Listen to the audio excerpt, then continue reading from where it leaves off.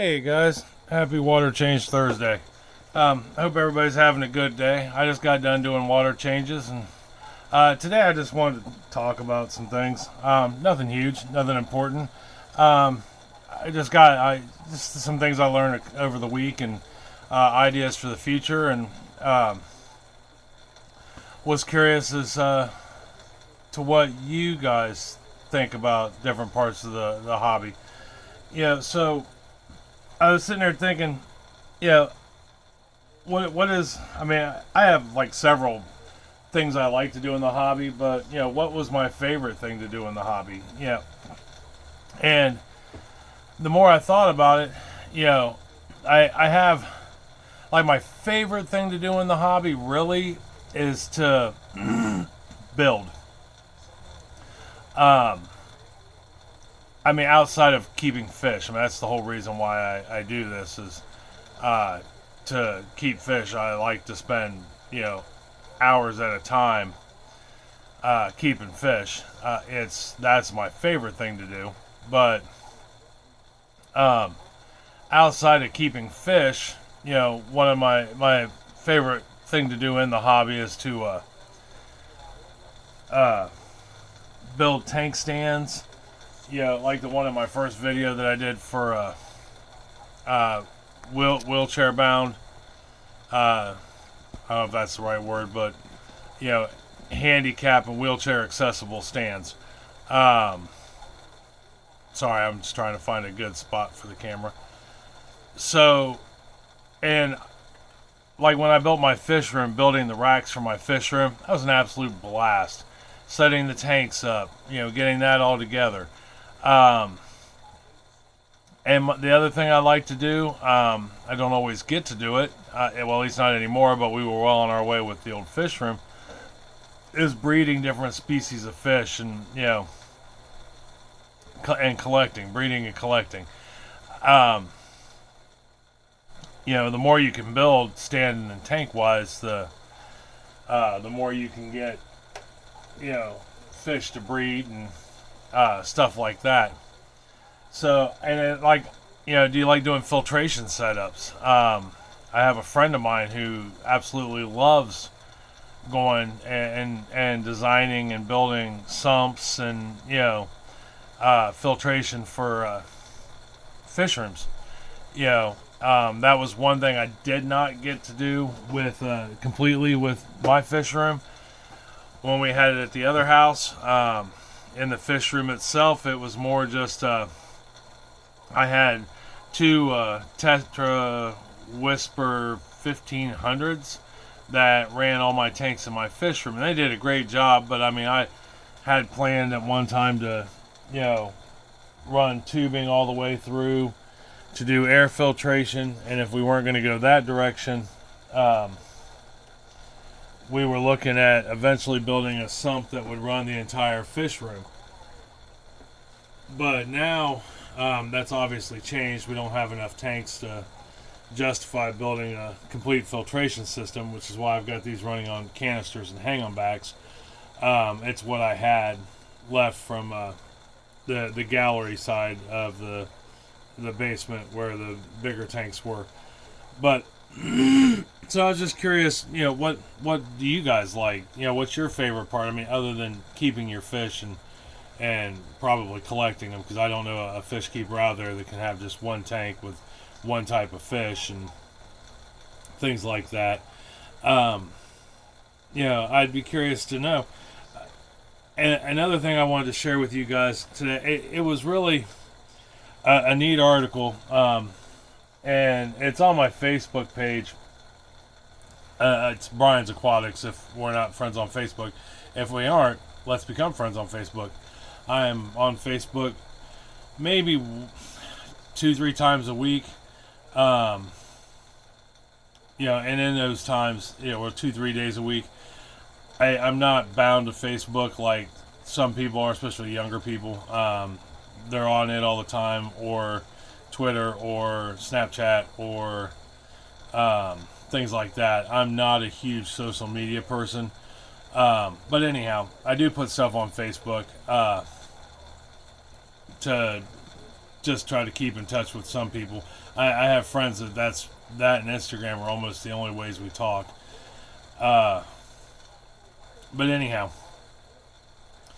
in this article, it was talking about South American cichlids and how, and this I knew, some species once they find a mate, they're kind of honed in like a pair, like a married couple. My convicts are like that. My electric blue acara are like that. But they found that when they're together for life, like they are, when they removed the male out of the tank, the female actually became depressed and lethargic. Some of the females that they did this test in France at a college in France, and I can't remember now the name of the college. But like I said, it's in the article. The females, once they removed the male from the tank, the females stopped wanting to eat. They just spent most of their time kind of lounging around, not doing anything. When they put a different male in the tank, it took a longer period of time before there was any signs of interaction for breeding. And if they did, it wasn't nearly as much as if they were with their original mate.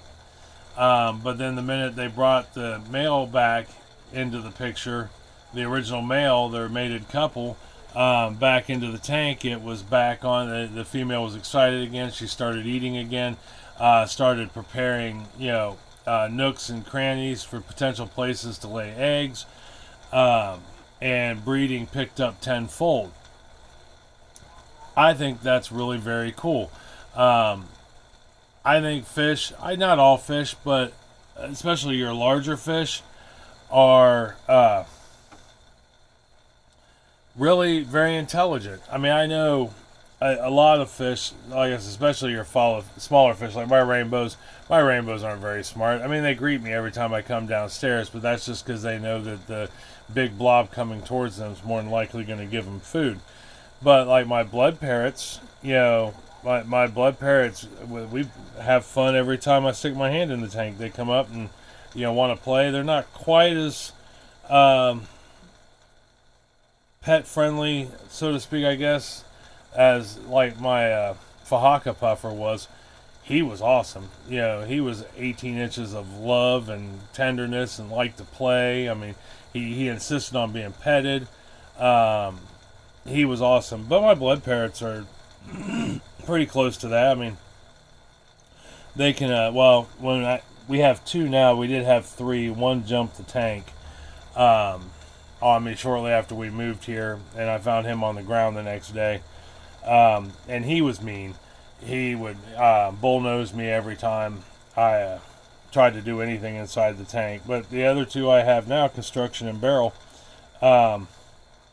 they're really cool. They like to be petted. They're fairly intelligent. They recognize me for more than just the big blob that's coming to feed them at any rate. And I know cichlids can be pretty smart. They can be aggressive as, get up, but they can be smart. So I thought that was really cool. And the last thing I wanted to mention is me and Chris were talking, and I think we're actually going to, and we've never done this before. All our fish we've had for years, at least a year and a half to 2 years, but most of them 4 to 5 years. And I think we're going to actually get rid of some of our fish and start redoing our tanks. Like my convicts, I think we're going to rehome those guys, and my Australian rainbows, I think they're going to get rehomed. I don't know yet. Like I said, we've never rehomed any fish before. When we were breeding, we had fish clubs that we would go and auction the fish off for the clubs as we bred them.